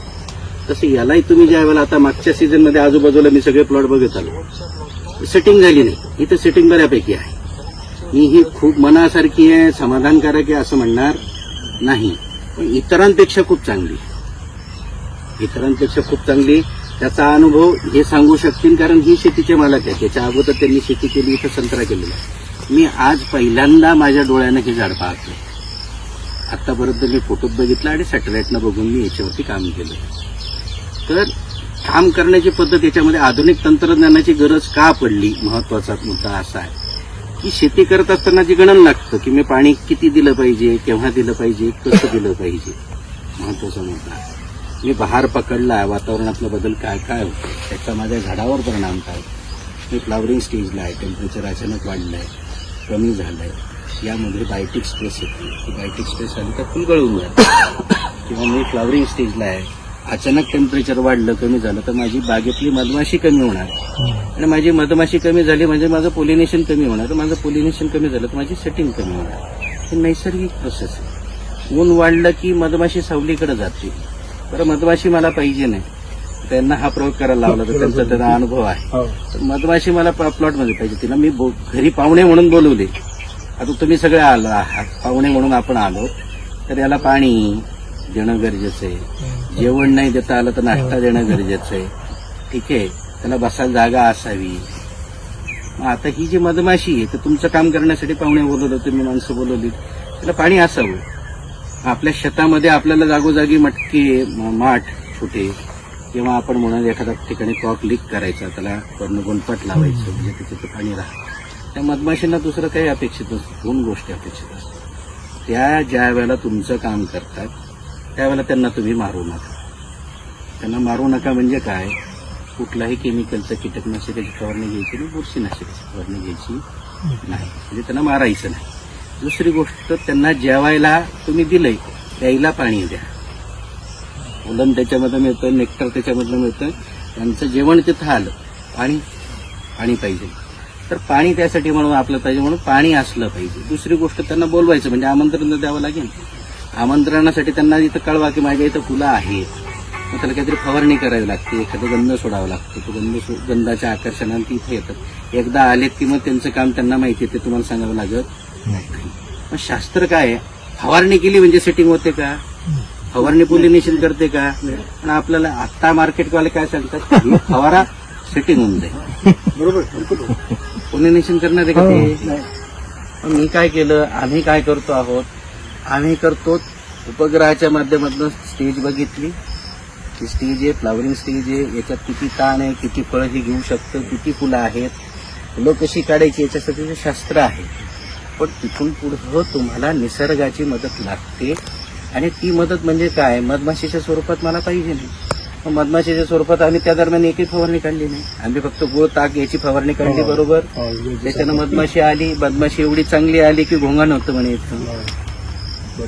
काय या अगोदर काका एवढी मधमाशी आपल्या बागेत होती का?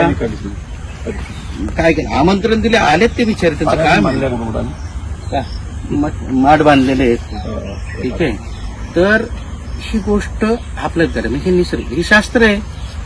आपण संत्रा करतो एवढ्या वर्षापासून करतो, बरं. पोलिनेशनला मधमाशी लागते हे तर कंपल्सरी आहे. 100%. पण मग आपला त्याच दरम्यान मध्ये मग आपल्या 2 फवारण्या येतात, एक मावा लागतो, एक ट्रिप्स लागते. आपलं शास्त्र लिहून दिलेलं आहे कागदावर, फवारणी करायची, त्या दरम्यान बरोबर आपण फवारणी करतो. मधमाशी एखादी मेली, शास्त्र सांगतो, एक सायकोलॉजी मधमाशीची, ज्या दिवशी मधमाशी तुमच्या प्लॉटमध्ये एक मेली, तिथून पुढचे 15 दिवस तुम्ही काही करा, तुमच्याकडे मधमाशी येणार नाही, येणारच नाही. नियम आहे निसर्गाचा. एक मारली तुम्ही की परत 15 दिवस येणार नाही. मग ते शास्त्र तुम्हाला पाळावं लागेल, कारण तिची तर गरज आहे. तुम्ही तर हाताने पोलिनेशन करू शकणार नाही. मग हे कोण बदलायचं? शेड्यूल दिलेलं आहे बाबा, हे कीटकनाशकाची फवारणी लागते. आता मावा येतोच. मावा काय येतो तर नायट्रोजन जास्त दिलं जातं. युरियावरती फार प्रेम आहे आपलं. ते प्रेम आपल्याला सगळीकडे नेते. हे सगळे हॉस्पिटलपर्यंत तेच नेते कॅन्सरच्या स्वरूपामध्ये. दुसरं कोणी नेत नाही. कुठल्याही कीटकनाशकानं तुम्हाला कॅन्सर होत नाही.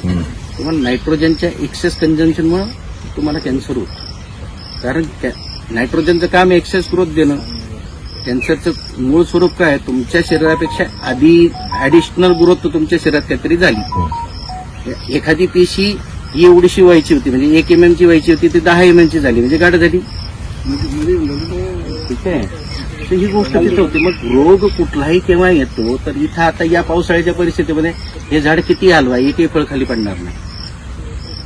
आम्ही इथं नायट्रोजनचा वापर अतिशय कमी केला. युरिया किती टाकला त्यांनाच विचारा, मी सांगत नाही. मी माझ्या तोंडून सांगण्यापेक्षा त्यांचा जो दिला आहे, काय घातला काय नाही घातला, सगळ्या गोष्टी इथं आहेत, डोळ्यासमोरची गोष्ट आहे. फळाची साईज बघा, मी आतापर्यंत जिथं आलो त्याच्यापेक्षाही साधारण 1.5 पट मोठं फळ आहे आजच्या स्टेजला. म्हणजे इतर जे एकाच बहारातली आहेत त्यांची साईज आणि याची साईज मध्ये 1.5 पटीचा फरक आहे. ठीक आहे. पाणी व्यवस्थापन तुम्ही पाहताच आहात, पाण्याचं व्यवस्थापन 2 पटी. मग शास्त्राची गरज किंवा एआयची गरज का आली, तर हे गणन करण्यासाठी किंवा ही स्टेज आता आहे, इथून पुढे सेटिंग होणार आहे. या गोष्टी मी सुद्धा या प्लॉटमध्ये पहिल्यांदा येतो. मी सगळा फक्त त्याला सॅटेलाइटनं बघितलंय. मी डॉक्टर भूषण गोसावी. ठीक आहे. मूळचा नाशिकचा आहे, बारामतीत असतो.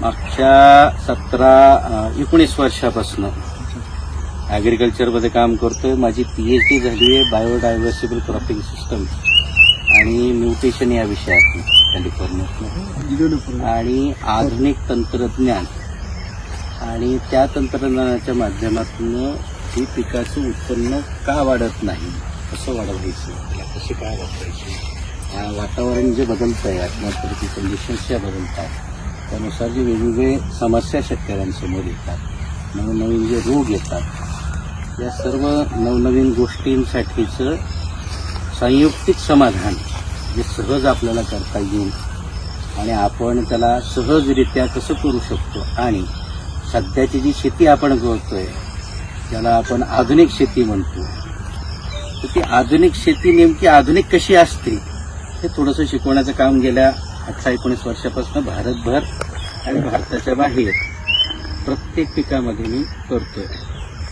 आणि त्यासोबतच आधुनिक तंत्रज्ञानामध्ये अजून एक महत्त्वाची गोष्ट अशी असते की शेतीला निरीक्षणाची फार गरज असते आणि निरीक्षणासोबत गणनाची गरज असते. म्हणजे याला जर व्यावसायिक दृष्टिकोनातनं मला करायचं आहे, तर आत्तापर्यंत भारताचं शास्त्र कसं होतं, शास्त्रोक्त होतं. पण गेल्या 50 वर्षामध्ये ते शास्त्रोक्त शास्त्र सुटून त्याला वेगळं वळण म्हणजे मार्केटिंगचं वळण लागलंय. आणि या अगोदर म्हणजे माझे आजोबा आपल्या मातीला, आपल्या वातावरणाला, आपल्या पिकाला लक्षात घेऊन आणि मग शेती करत होते. आता काय झालंय, आता एक कन्सेप्ट अशी आली की मी जास्त खतं टाकली, मी जास्त औषधं वापरली म्हणजे माझी शेती चांगली होईल. हा जो एक कन्सेप्ट आला आहे तेव्हा ती एक भीती आहे. कन्सेप्ट नाही म्हणणार, शेतकऱ्याला ती भीती आहे. कारण सगळे करतात म्हणून मी केलं पाहिजे, मी जर नाही केलं तर मी मागं पडेल. आणि मी थोडंसं जरी मागं पडताना दिसलो तर माझं उत्पन्नाचं जे साधन आहे आणि या उत्पन्नाच्या साधनासोबत मी कॉम्प्रोमाइज करतोय का, तर मला त्याचं गणन करता येत नाही. मला गणन करता येत नाही, त्याकरवी मी ते टाकतोय, भीतीपोटी टाकतोय. म्हणजे त्यात शेतकऱ्याची चूक होते असा विषय नाही. पण हे जे गणन करता न येणं ही जी कला होती आपल्या जवळची, ती कालांतरानं हिरावली गेली आपल्याकडनं. आणि आपल्याला जे बाहेरनं आलेलं शास्त्र आहे ते सांगण्यात आलं की हे शास्त्र खरं आहे, त्याला ना बूड ना पाय. म्हणजे मी स्वतः सायंटिस्ट आहे तरी ती गोष्ट सांगतो की मी बाहेरनं शिकून आलो, पण जी गोष्ट शिकून आलो ती कशी शिकलो, तर जे आपलं पौराणिक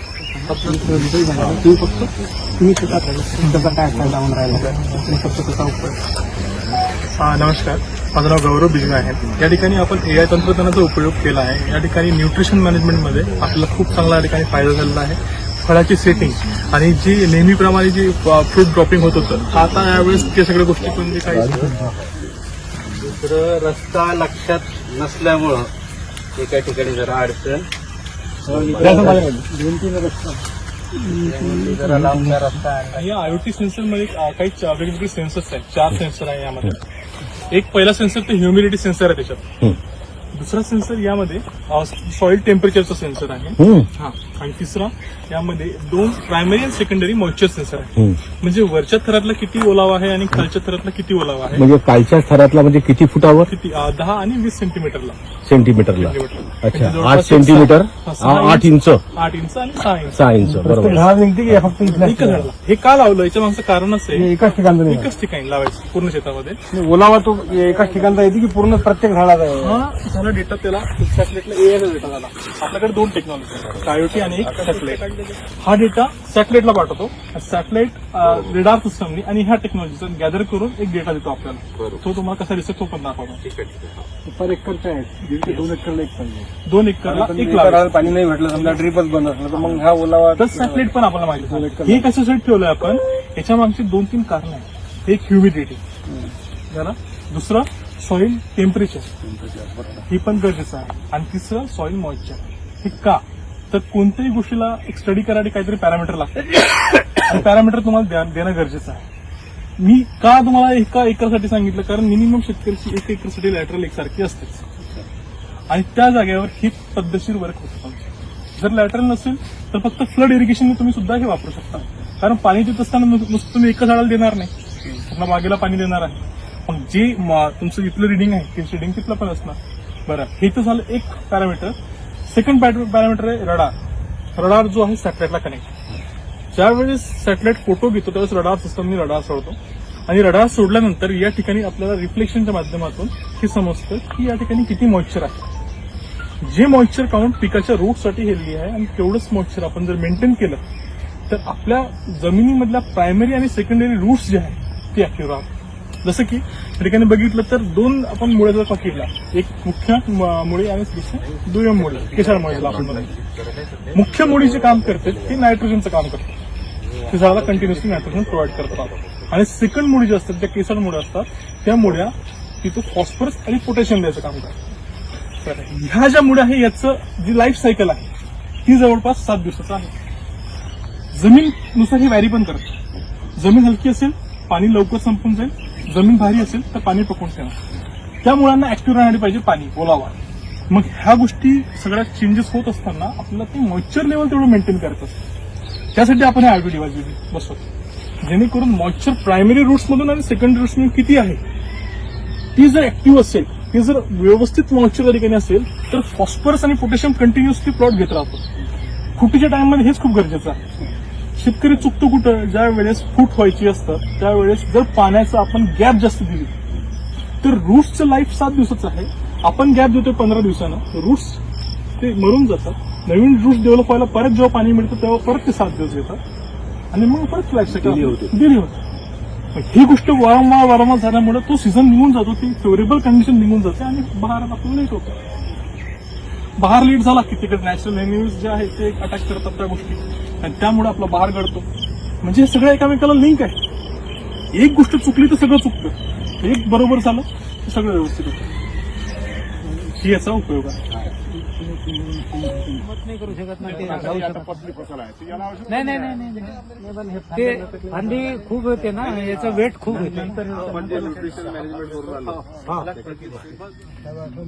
बरं, हे कुठपर्यंत आहे प्लॉट तुमचा? हे आहे का? 17 असेल. माहित पाहिजे आपल्या प्लॉटमध्ये कशी आहे. आपल्याला सॉइल टेम्परेचर माहित पाहिजे, कारण जीवाणू जगवायचे आपल्याला, आणि मॉइश्चर. या 3 गोष्टीसाठी आपण या गोष्टी करतो. जर एक आयओटी विकत घेतो तर साधारणतः 70-80 हजार रुपयापर्यंत कॉस्टिंग जातं, कारण लॉट्स ऑफ फॅक्टर्स असतात. Lots of wind velocity, wind direction, engage, हे सगळे सेन्सर त्यामध्ये देतात. पण ते कॉस्टिंग शेतकऱ्यांना परवड्यासारखी असते किंवा नसते ते शेतकऱ्यांवर डिपेंड करतं. पण शेतकरी आपल्या संत्रा बागायतदारांना काय पाहिजे तर ह्या मेजर 4 गोष्टी पाहिजे. आणि त्यानुसारच मग ह्या कंपनीने डिझाईन केलंय की हेच सेन्सर फक्त शेतकऱ्यांना द्या, याची जी कॉस्टिंग होईल ती तेवढी घ्या, अदर कॉस्टिंग नाही घेत. आणि याच्यासोबत सॅटेलाइट गोष्ट ती पण त्यांनी याच्यासोबत ऍडिशन केली. म्हणजे हे दोन्ही डेटा आपल्याला जर गॅदर करून आला, म्हणजे एक हा झाला लो टच डेटा आणि एक झाला नो टच डेटा. म्हणजे लो टच जमिनीत काहीतरी आहे डेटा येतोय, एक आहे नो टच जमिनीत काहीच नाही त्याचा डेटा येतोय. दोन्ही डेटा घेतला आणि त्याच्या बेसिसवर मग त्या सिंक्रोनाइज डेटा आपल्याला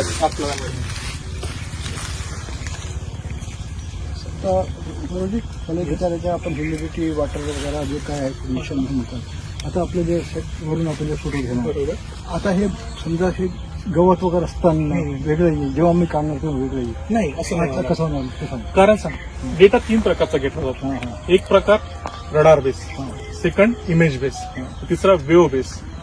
आता हे कसं काम करतं? जमिनीच्या वरती जेवढ्या गोष्टी आहेत ते झाले इमेज बेस. ते दिसतं, ते सॅटेलाइटला दिसतं, सॅटेलाइट त्याला कलेक्ट करतं, एआय त्याला प्रोसेस करतं. जमीनच्या खाली ज्या गोष्टी आहेत त्या रडार बेस. रडार म्हणजे काय? जसं देशाचं युद्ध होतं तेव्हा कोणतं विमान किंवा काही आलं तर रडारला पहिले समजतं की हे इकून येत आहे, सिग्नल सोडतो ते रडार. ती रडार टेक्नॉलॉजी आहे. आणि तिसरं वेव्ह, म्हणजे वेव्हलेंथ जेव्हा सोडल्या जातात, जेव्हा आता एक हेल्दी प्लांट, हेल्दी लीफ घेतला आपण आणि एक वीक लीफ घेतला, तर हेल्दी लीफ मधून वेव्ह पेनिट्रेट व्हायला वेळ लागतो. पण जी म्हणजे अनहेल्दी आहे, जी मरायला टेकलाय असं जे पान असेल तर तिथून लगेच पेनिट्रेट होऊन जातं. पण या माध्यमातून हे समजते की सेन्सिटिव्ह भाग कोणता आहे, नाजूक भाग कोणता आहे. कारण नाजूक भाग तोच जिथून लवकर आपल्याला रिडिंग आलं आणि त्याच भागात कीड किंवा रोगाचा अटॅक होतो. नाही, तो माझा प्रश्न जरा वेगळा होता. कंडिशन वेगवेगळी आहे. हे गवत असताना डायरेक्ट सॅटेलाइट तुमचं जमीन बरोबर, तिथे कंडिशन वेगळी आहे. गवत नसताना ब्लॅक सॉइल दिसेल एकदम, तर काय, तो माझा प्रश्न. जमीन नसतं, जर पीक नसेल, पिकच्या निवड फक्त गवत नसताना काहीच फरक पडत नाही. कसं सांगून द्यायचं. आपण आमचं म्हणणं असं आहे ते पूर्ण साफ केलेलं आहे, वखरून घेतून सगळं साफ केलेलं आहे. रडार नाही, त्यांनी जे रडार सांगितलं, रडार डेटा, आमच्या बॅक साईडला तुम्हाला ती जी आपलं चर्च आहे तिथून यावं लागेल. रडार पानातून कोणत्या डेटा घेतो. जे वीक पान आहे आणि जे हेल्दी पान आहे त्याच्यातून त्याला कळेल की हा मॉइश्चर कुठपर्यंत गेला. चर्च कशी आली का? त्याच्यातून 23 तो सेन्सर आहे. बरोबर आहे. माझ्या मताने म्हणजे गवत नाही, इमेज बेस वेगळं, रडार बेस वेगळं, बरोबर आहे का नाही. या 2 डेटामधून त्यांना सांगितलं की रडार त्याच्यामध्ये हे असो की नसो तो बरोबर जाईलच. आपण सेट झाली आहे. आपण 56 सेंटीमीटरचा तुम्हाला डेटा तेवढा देणार असतो, तो त्याच्या खालचा नाही देणार. जेवढं रेडार पास होईल तेवढं कव्हरचा फरक या हिशोबाने त्याला आपण मल्चिंग फक्त मल्चिंग वेट काय ते वेट नेट हो हो वेट नेट राहतं ती जरी असलं तरी पेनिट्रेट होतं ना ते होतं ना कारण वॉटरचं रिफ्लेक्शन देतं ते आपल्याला त्या गोष्टी जसं थोडासा डायरेक्ट फरक पडला ना सरफेसवर तिथं सुरा काय लहान माझं म्हणणं आहे की हे सगळं आच्छादन असलं तर थोडाफार फरक पडतो का एवढा यांचा प्रश्न आहे. कसं राहतं आपण मग म्हणून दोन गोष्टी घेतल्या IoT आणि सॅटेलाइट दोन्ही गोष्टी घेतल्या मग त्याच्यावरून दोन्ही गोष्टी व्हॅरी होऊन जातं डेटा आणि हा सगळा डेटा पूर्ण डेटा प्रोसेस झाल्यावर सिंक्रोनाइज करतात मच्छर साहेब ह्या यांनी जो सांगितला लोटस आणि म्हणजे लोटस काय असं गवत त्याचा तो असं सिंक्रोनाइज तसंच राहणार आणि स्वच्छ जमीन असली तरी तो जाणार माझी शंका बरोबर गेली. बॉडीचा जसा एक्सरे घेतो की हे काळा ते काळा पूर्ण बनियन पण काळा सर्व काळा. नाही काळाची गरज नाही. हाडापासून रिफ्लेक्ट जे होणारा एक्सरे बस झालं ते जे हाडच दिसतं आपल्याला फ्रॅक्चर झाला का नाही झाला काढलं होतं फक्त चड्डी ठेव म्हणतात. नाही ते तुमचा MRI मध्ये असेल तर काय MRI पण इकडे जे एक्सरे जो आहे मशीन काही काळाची गरज नाहीये. खुंटे असते खुंटे फक्त तुमचं मेटल तर जे असं मोबाईल हे काढून ते काढून काढायला लावतात. डॉक्टरने आपको सिर्फ पेन मेटल वेटल बाजू में चर्चपासून खालच्या साईडला स्प्रे घेतो अच्छा अच्छा आणि त्यानंतर फ्लॉवरिंग टू फ्रूट सेटिंगसाठी मी जवळपास 3 ते 4 स्प्रे घेतो. आणि त्यानंतर मग मी एक जवळपास 3 स्प्रे नंतरचे ते पण क्रॉप हार्वेस्ट होईपर्यंत अकॉर्डिंग टू मी पावसाला फर्निचर लागणार ते करावं लागणार तर त्या नीडनुसार आपण त्या गोष्टी करतो. आतापर्यंत माझे जवळपास ह्या आंब्या बहार आहे जवळपास 8-9 फवारणी झाले 8-9 फवारणी स्टोरेजचे 5 3 फ्रूट सेटिंग करतो आणि 2 आता एक्स्ट्रा मागच्या वर्षी घेतलाय ना ती याच माध्यमातून नाही माझं पहिलंच आहे पहिलं त्याचा एक्सपेंडिचर आतापर्यंत किती आहे? माझा याचा जर आतापर्यंत खर्च काढला एका एकराचा 40,000 म्हणजे तुझे एस्टिमेटेड कॉस्ट 50,000 रुपये. हो